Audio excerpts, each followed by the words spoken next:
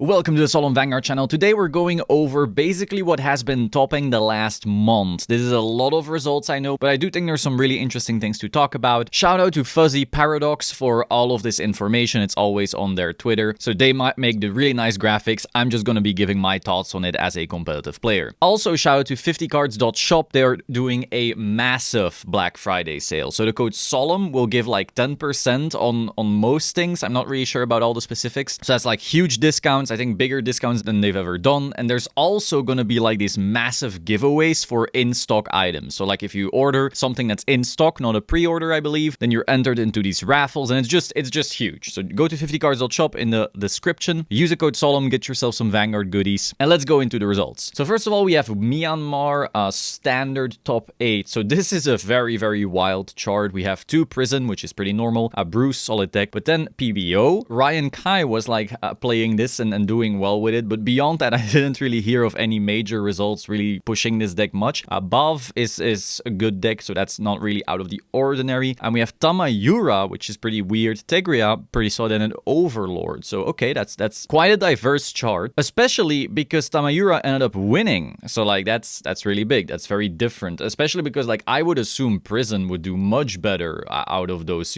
out of that top 8. Then Manila top 16 standard, we had 4 Flagberg. Flagberg is, in my opinion, the most underrated deck. I'm not saying it's the best deck, but the amount of people, despite Flagberg consistently topping, who still think it's bad is mind-blowing. I think someone the other day tweeted out like, does Flagberg need to win Worlds before people respect it or something? Was it Outer Orange tweeting that? I don't remember. But yeah, Flagberg, extremely underrated. I still don't feel like it's the best deck, but it's definitely competitively viable. And so people should really wake up to that, because we just see in like a variety of tournaments. Now this one might be an outlier because I see a couple weirder decks in here as well, but overall still 4 Flagberg is huge, and in any other event as well you just see always like some type of Flagberg, so watch out for that deck. Then we see 3 Gravidia, which is just a really solid deck, we all know that. 2 Prison, also really solid, we all know that. 2 Bastion, also really solid, we all know that. 1 Asakura Yo. This deck is nuts, and not many people like are completely respecting it just yet. This deck's over trigger is also incredible. I believe Derek Dow also played this at a BCS and topped with it the other week, but again, we'll be going over all the results here, so you'll notice that. But yeah, Shaman King, be very aware of it. Next, Overlord, alright. Bruce, alright. Greedon, very different. And Clarissa. I do have to say, Clarissa, it's not very, very great, but it is very scary. Like, when I was preparing for BRO, not the previous one, but the one before that, where I got top 8 with Gravidia, I was terrified of Clarissa. That deck is scary. It's not top tier in my opinion, but it is very scary sometimes. Then if we go into the top 8 for Manila, we notice 3 of the Flagbergs still making it in. So as you can see, this chart is getting pretty wild. We have 1 Gravidia left, 1 Prison, 1 Shaman King, still 1 Bastion, 1 Clarissa. Hey, my girl Clarissa still doing well. Then the top 16 for Manila Premium, we have 5 Bermuda Triangle. That's a lot, but it seems that it's not all Highlanders. So there's some Ange there, and then some Qatar. Maybe we'll see lists, I don't know. 4 Granblue, very strong showing for Granblue. 3 Narukami, this is probably like the deck most people are expecting to face now. And then 2 Gear Chronicle, probably Steam Maidens, 1 Dimension Police, and 1 Link Joker. It's wild to me that people are comfortable picking Link Joker when,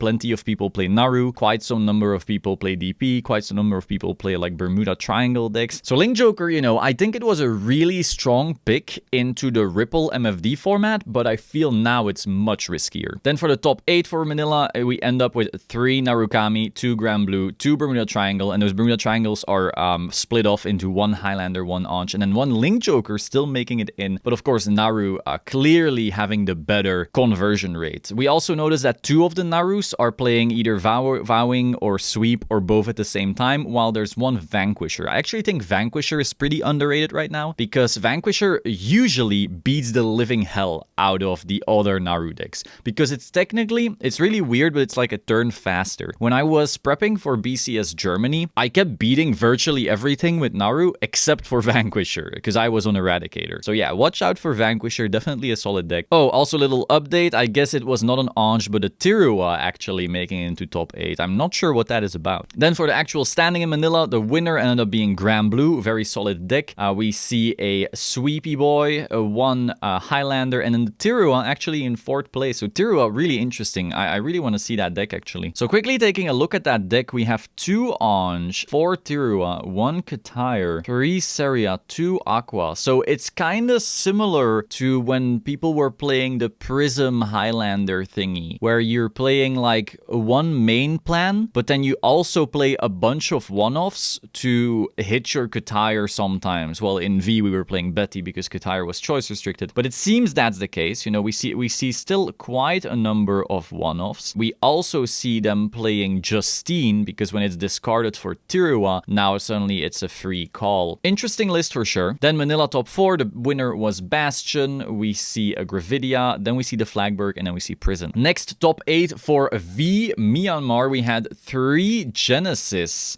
but interestingly, it's all different Genesis. So that's a Fenrir, a Regalia, and a Himiko. The Narukami seem to all be vowing, and then we see a Jewel Knight, a Shiranui, and an Ezel. Okay, this is very wild. Like, I do not expect results like that. I do have to say Regalia is pretty underrated in V right now. I don't think it's the best deck or anything, because obviously in V, Steam Maiden is like the thing. But the Regalia with the new support with Fritz and all of that is definitely very scary. And I think if Steam Maiden is hit as it should be, then I think we could see Regalia actually being one of the solid contenders. Not necessarily best deck, but definitely like up there. For Premium Myanmar, this is diversity insanity. We have 1 Megacolony with Shield Fisher, so that's an 18k power beast. And we have 1 Aqua, 1 Spike, 1 Mura, 1 Great Nature, 1 OTT, Battle Sister. Yeah, Battle Sister is pretty underrated. Like, they draw a billion gazillion. 1 Kagero and 1 Neo Nectar. Every deck on this list, except for the Kagero and Neo Nectar, I can see topping. So that's not like weird, but what is weird is that I don't think any deck on this list I see consistently topping. You know, it's like when you usually look at a top 8 result, you expect like, oh, there's a couple Naru, there's a couple this, there's a couple that, and then maybe one of these decks, you know, sneaked in. But here, it's like they're the whole chart. So that's wild. I do know Premium, you know, there's a lot of decks that can like win out of nowhere because people don't, you know what the cards do. Like, some people still don't play around Ichikishima, for example. Some people don't know what a Shirayuki does. Some people don't know what a Big Belly does. You know, Big Belly right here. Even though it is not as powerful as certain other decks, so many people still just don't know a Zoa might be coming. Something along those lines. If they even play Zoa, of course. But like, or a First Stride. The First Stride, Big Belly, Rhino with Crayon Tiger play is still lethal as hell, and sometimes you'll just die from it. So, you know, these are definitely like, I want to say a lot of them are like rogue decks, but yeah, very wild top 8. Then for top 4, we see first place being the Tavas, second place being the OTT, third place being the Big Belly, and fourth place being the Spikes. And oh, the Rising was also playing Greedon, pretty solid. Now for V Premium in Manila, we see 6 Steam Maiden, 1 Great Nature, and 1 Gold Paladin. This is basically what I thought the meta was gonna be. When I was preparing for BCS Germany, I thought everyone should be on Steam Maiden and the people who aren't should be on Leopold or Gurgit. And so this is basically like the most meta of the meta type of pie chart you could see, in my opinion. Maybe a Tavas could be in there, you know, you could maybe cut a Gurgit for a Tavas, but overall this is like pure meta. It seems Manila for V Premium was pretty try-hard. Then for Italy, we have standard 3 Gravidia, 1 Prison, 1 Flagberg, 1 Bafsagra, 1 Greedon, 1 Tamayura. Once again, nothing too out of the ordinary except for the Greedon and the Tamayura maybe. I don't know how good Greedon really is, and Tamayura again playable, but it's not a Gravidia in my opinion. Interestingly though, second place ended up being the Tamayura, and first place of course Gravidia, my girl, still best deck, let's go. I don't actually know if it's best deck, but it's definitely the deck I would be playing if I were playing standard. Third place is Flagberg, and fourth place is Prison. For Premium right here, we see 2 Naru, which is pretty normal, 1 Granblue, pretty normal, 1 Genesis, pretty normal, 1 DI, pretty normal, 1 Megacolony, less normal, so I don't feel like Megacolony currently is super well positioned to be played in Premium. It's definitely still a very solid deck. Definitely hard counter some stuff, like Granblue doesn't like facing it. But with so many people playing Naru and Megacolony not really doing that much to Naru, I definitely feel it's a bit of a riskier pick. Shirayuki, definitely solid, will always be like a weird rogue deck, though I do feel it's very risky to take Shirayuki to a major event. And then finally we have Dimension Police, which is just a powerhouse right now. Like, people are not fully respecting DP. That That new G-Guardian is frankly disgusting. Linka is also, I feel, a very problematic card. I could see it being banned in the future. Not like DP is like unfairly winning right now or something, but it's very easy to break, you know, future safety-wise. Then going to top 4, the first place is Regalia. Of course, it's Mo. Second place, it is the Megacolony, going quite far. Third place being the Naru, and fourth place being the NLK. Then we had Vancouver, top 4, standard. First place is Sergio, a very good player, with Kyrie. Second place, we have Prison. Third place, we have Prison. And fourth place, we have Flagberg. Nothing too out of the ordinary here. Vancouver, top 4 for premium, though, is something else. We have 2 Steam Maidens and then 2 Nightmare Dolls. So it seems like Vancouver, everyone just wanted to ride down, and then whoever was playing the best ride down deck won, and there we go. Going to top 8, though, we see 2 Pale Moon, 2 Gear Chronicle, so those just, you know, made it straight in. We had an Aqua Force being Tavas, 1 Ange, 1 Tachi, and 1 Angel Gize. We are living in the year 2022, and people are still playing Gize. That is wild. For people who need a history lesson, when Premium first was announced, you had a lot of people doom posting thinking, oh, it's gonna be only Gize. Gize is broken. Gize is the best thing ever. And Gize was like pretty solid that season, but ever since then, the deck has just been like hyper mid. Like most people know what to do against it. It's so slow. Like it has all these issues. It's still really cool though. Like I love building Gize. It's just super fun, but it's not that great. You know, it's kind of like an alternative win condition in Yu-Gi-Oh! You know, if you're gonna be playing the Exodia deck, yeah, you could make it in, but usually you're not. But this one made it in, which is really exciting. Like I love me some random Gize top. So seeing that in this year is wild. Then Vancouver, top 8 standard, 3 Flagberg. Once again, this deck, like people are sleeping on it. 2 Prison, 1 Gravidia, 1 Kyrie, and 1 Nirvana. This is a nice top 8. This is the type of top 8 where I'm like, cool, everyone was really trying to bash each other's skulls in. Italy, top 8 V Premium. We have 7 Gear Chronicle and 1 Granblue. Oh, I love V. V's in a great state right now. Wow.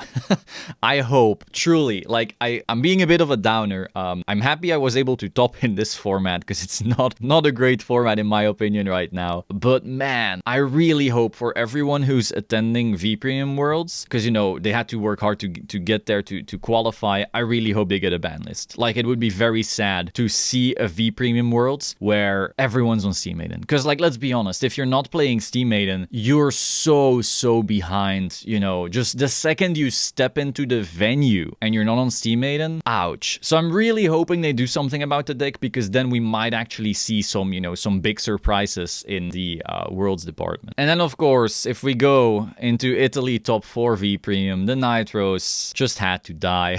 First place Steam Maiden, second place Steam Maiden, third place Steam Maiden, fourth place Steam Maiden. We do see Jay qualifying, and we see Hal Satchel qualifying, 2 very strong players, 2 friends of mine, so I'm very happy for them. Though, you know, if we're looking at this representation, it doesn't look that great. Oh, also quick update on the 4th place name. Now for Vancouver top 8 Premium, we have 3 Gear Chronicle, 1 Great Nature, 1 Ezel, 1 Ange, 1, what is this, Angel Feather, and 1 Oracle Think Tank. I mean, okay, it's surprising that it's not all Steam Maiden, but even then we have some really weird picks, you know, the Ezel, we see the Angel, and we see the OTT. I did play the OTT a little bit before Germany because I was quite afraid of the deck, and then I quickly changed my mind. It does draw a billion cards, but it's still no match for Steam Maiden generally. But the Angel Feather, though, making it this far, that's wild. If we then go into top 4 Vancouver, we have the Steam Maiden, and then third place is the Angel Feather, Sean Ko. Now, I know about Sean Ko. This person is always on the wildest decks, and I guess now is no different, and they're going to Worlds, so that's awesome. And then fourth place, another Steam Maiden. So yeah, Sean had to fight their way through a swamp of Steam Maidens and then got the Angel Feather top in there. Then top 8 Vietnam Premium. This is very diverse. Wow, we have 1 Nightmare Doll, 1 Luard, 1 Bermuda Triangle, 1 Genesis, 1 Link Joker, 1 Aqua, 1 Mura, 1 Nova. The only thing that's wild here to me is the Nova, like Victor in the year 2022. Very cool to see. Also interesting is a Link Joker is a Messiah plus Chaos hybrid, which is something, you know, that people always try and it often fails, but then sometimes it doesn't, so very cool. I do know earlier in the season we saw Deleter Messiah topping a bit, but Messiah Chaos is a bit new, I think. I do know Spain had Pure Chaos topping, or like some hybrid to beat, you know, Ripple and MFD, but with those gone, again, Link Joker, pretty risky pick. Then if we go into the Vietnam top 4, first place was Derek Dao, so Team WCC got another qualification there. Second place, the Regalia. Third place, the Nightmare Doll. And fourth place, the Tavas. Vietnam V Premium top 8 also looks wild as hell. We have a Gear, a Jewel Knight, a Shadow, a Genesis, a Link Joker, a Tavas, a Silver Torn, and a Gunning Koleo. What the hell? Where's all the Steam Maidens? Where are they? And then in Vietnam, Steam Maiden actually didn't even make it past top 8 because this is just Luard winning. Wow. It's now a running joke as well for Kai from WCC that Luard is better than Steam Maiden because I believe later in those results we'll also see Luard beating Steam Maiden. So, okay. Malaysia top 8 Premium 2, Link Joker, 1 Naru, 1 Bermuda, 1 Spikes, 1 DP, 1 Great Nature, 1 Megacolony. We've been seeing quite some Great Nature, it seems. Like, maybe it's my bias because I love Great Nature, but I don't know. I don't find it that great right now, but we just see it popping up again and again. So that's, you know, exciting for me. I love the clan. But I do wonder what's up with that. Maybe I should start looking into those lists. I do know there are like some spicy new cards for Great Nature in Premium. Like some people are experimenting with set 6, Tayanta and so forth that apparently, you know, combo well with Big Belly. But we'll have to see what that is all about. If we then go to the top 4 though, instantly we get a little bit more meta, you know. The first place was the Naru, the second place was Rising, which I don't think is that crazy of a deck in comparison to some of these others. Third place we have a Highlander, and then fourth place is actually Gridora. Wow. I've actually been playing Premium Gridora. I actually built it right before Germany, and I liked it. Its grade 2 game is incredible actually, but later on you do start missing all those draws that you had in Order Colony. So I'm personally, you know, not playing it competitively, but it is really, really fun, and it can definitely like hard counter some decks. So I do feel with Naru so played, again, Megacolony is not in the greatest position. Then Malaysia V Premium top 8, we have 5 Gear Chronicle, 2 Ange, and 1 Genesis. Once again, nothing too surprising. Himiko, you know, pretty solid, but it's no Steam Maiden. Then moving to that top 4, you know, first Steam Maiden, second Steam Maiden, a third Himiko, fourth Ange. So basically those Steam Maidens, you know, annihilating everything until they got their wins. Then Belgium top 8 Premium, 6 Narukami. What the hell? So I wasn't there because I was at a YCS instead. I would have never let this happen. I don't know what all of you were doing, but I wouldn't have let this happen. Holy hell, yeah. So the red clans are really doing well this season. I actually don't think this is correct though, in the sense that like, if I were preparing for a major event right now, I wouldn't assume all my opponents would be playing Naru. And I also think that a lot of the Stoichea decks, you know, have some anti-Naru cards. Naru is definitely solid though. It's definitely one of the best decks, probably in the top 3 right now. But I don't know, like, wow, 6 is a lot. I would expect some of the other decks we've seen topping this past month to at least sneak in there, because even if you put Naru as the best deck, the amount of distance between Naru and the other decks is so small, especially then compared to Steam Maiden. Like, the distance between Steam Maiden and the rest is like a mile or maybe 20 miles, whereas with Naru it's like, nah, it's pretty even with some of the other really good decks. So it's wild to me that it got 6 spots in Belgium. Holy shit. Then 1 Kagero and 1 Big Belly again. What am I missing? What am I missing? Like, I've been always coping that I want to play Great Nature in Premium, and then it's always bad. People always think it's crazy and it's always bad, and now everyone is so sure that it's bad, and it might actually be a sleeper, because like, it seems like every top cut has been getting a Big Belly in it. Again, maybe it's me and my Great Nature cope, of course, but now that I'm doing everything from 1 month in one go and, you know, blasting these results back to back, there's been a Big Belly in here every fucking time. And more importantly, not that many people have faith in this clan anymore and play it anymore. So I should be looking into this, because everyone's fucking topping with it. Like, the conversion rate of this clan should be crazy. Yeah, again, I might be coping though. I love me some Great Nature. I have to look into this. But then, of course, we go into top 4 for Belgium, and it's Naru. Top 8 standard, it seems we have 3 Nirvana, 1 Gravidia, 1 Flag, 1 Prison, 1 Orphis, 1 Youth. So it seems like Belgium just loved red clans, you know, just red decks. That's wild. Also, one Yudberg already before the support. That's really wild. And then we have our top 4. First place, Orphist. Pretty weird. And then Nirvana flag. For Vietnam top 8 standard, we had Gravidia, Prison, Kairi, Tigra, Asakura, Yo, Barrow, Zorga, Greedon. This is wild. This is super wild. Like a lot of different decks. Greedon, it's getting a top again. And for top 4, first place, Greedon. Really weird. One Tigra, then we have Gravidia, and then the Shaman King. Malaysia top 8 standard, 3 Gravidia. Okay, that's more normal. 1 Flagberg, alright. 1 Nirvana, alright. 1 Eva, cool to see. Chris is probably very excited. 1 Hero, and 1 Greedon. Okay, so Greedon is kind of doing in standard what Big Belly is doing in premium. It's a deck no one's really like considering as a viable competitive pick, but every fucking chart now has it. There's always like one person in the venue with a Greedon and tops with it. There's always one person in the venue playing Big Belly topping with it. So maybe there's just Chads who play standard Greedon, premium Big Belly, and are just godly and carrying these decks on their backs. That's my theory now. Malaysia top 4 first place is that Greedon by Izzat Yusuf, so they are the Chad, and then second Eva, then Gravidia, and then the Hero. What the fuck? What happened here?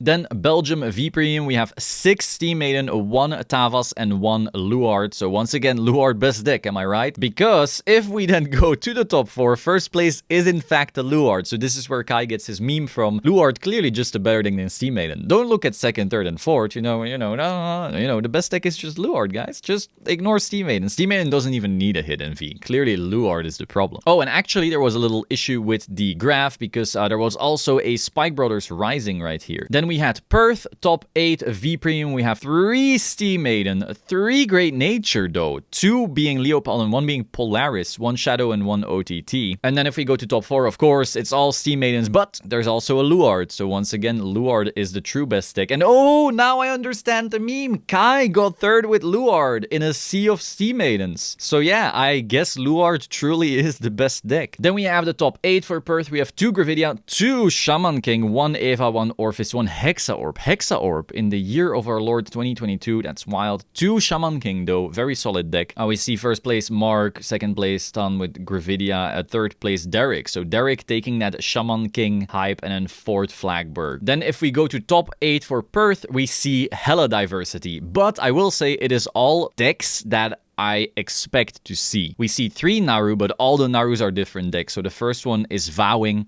the second one is Sweep, and the third one is Vanquisher. So once again, Vanquisher, a very scary deck, especially in the Naru mirror, because it is just, I feel it turn faster in terms of aggression. Then we have a 1 Gear Chronicle Steam Maiden, 1 Bermuda Triangle, 1 Aqua, 1 Granblue, and 1 Deleter. Deleter got better with the promo. Like the frog thing makes your restand on your Vanguard much scarier, but I do not feel like it's that scary either. So it's definitely something you need to be aware of. You need to know what it does, but it also has its issues. It also can hard die to Bulwark because, if that gets rid of your given, you feel awful. And so if you're expecting a field of Naru, it is not the greatest pick right now, but hey, it made it in. It has been doing well across the season. So, you're not wrong for picking it. It's just a bit riskier, I feel. Then if we go to Perth top 4, we have first place Naru, Toby Jones, the Naru Bros back at in again. Second place, Kelvin with Granblue. Third place, Kai Chung with Tavas. And fourth place, we have the Vanquisher, piloted by Jason. As you can see, the whole top 3 is actually WCC.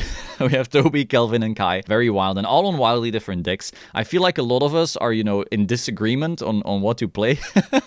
Like earlier in the season for Germany, or like that meta, basically, everyone was telling, oh, Ripple, we should be Ripple. I was like, no, fuck you, I'm playing Naru. Toby also, fuck you, I'm playing Naru. And then here, Toby on Naru, Kelvin on Granblue, Kai on Tavas, all different stuff. So yeah, that is basically our snapshot of the meta for the month. I know it's been a lot. Once again, if you're looking for Vanguard cards or Vanguard product right now, great discounts at 50cards.shop. Use the code Solemn, link in the description. Again, if you're buying in-stock stuff, you're being entered into these like massive giveaways. As far as I'm aware, and I don't know if I'm allowed to say this, but 50 just has a bunch of inventory and he needs space. So he will probably give away a lot of stuff just to get rid of inventory. So, if you're buying some, those giveaways are probably going to be very, very good. It's not just charity. There's also just too much stuff. But hey, free stuff is cool. So link in the description, use the code Solemn, and I will see you soon. Ciao.